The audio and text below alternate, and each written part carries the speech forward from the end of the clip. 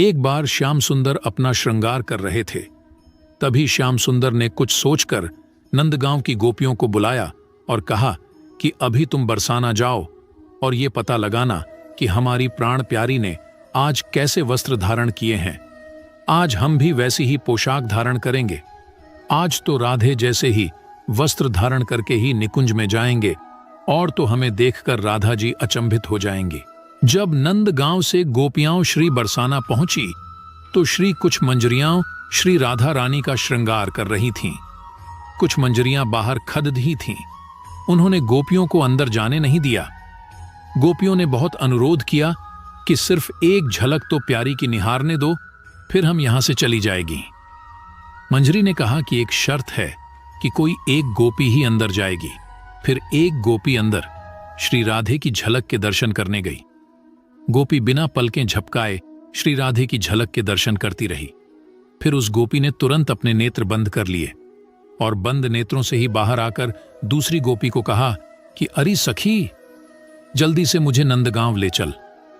सभी सखियों ने कहा कि पहले श्री राधे के श्रृंगार का वर्णन तो कर सखी।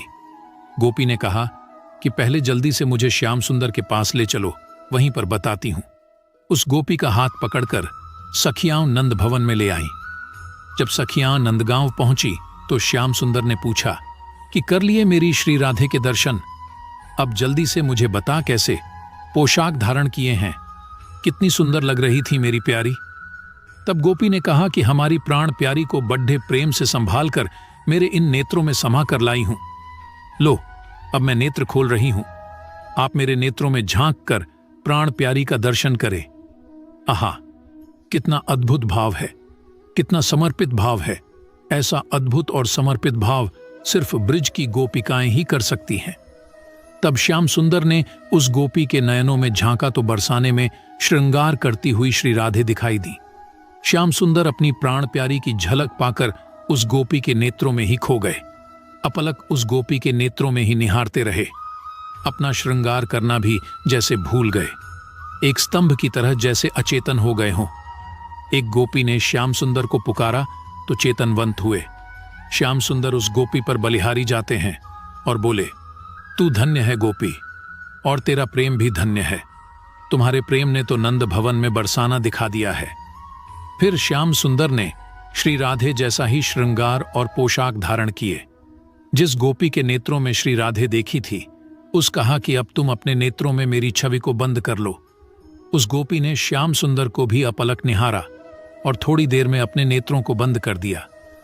श्याम सुंदर ने एक और गोपी से कहा कि इस गोपी को निकुंज में ले जाओ, जहां श्री राधे बैठकर मेरा इंतजार कर रही हैं।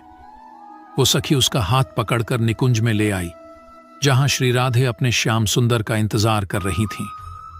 नंदगांव की गोपियों को देखकर उनसे पूछा कि श्याम सुंदर कहाँ हैं। जिस गोपी के नेत्र बंद थे, उसने कहा कि श्याम सुंदर मेरे नेत्रों में समा गए हैं।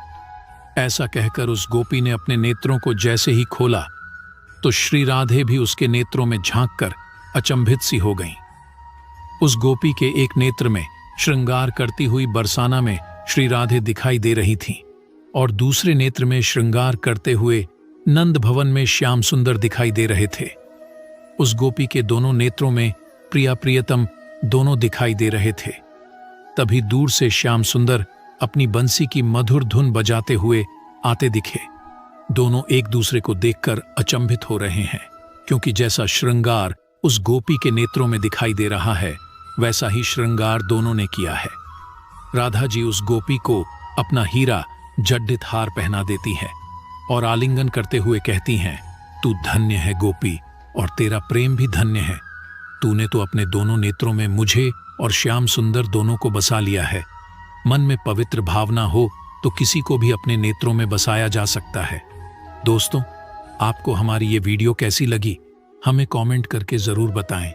ऐसी ही वीडियो पाने के लिए वीडियो को लाइक करें, शेयर करें और हमारे चैनल को सब्सक्राइब करें। राधे राधे।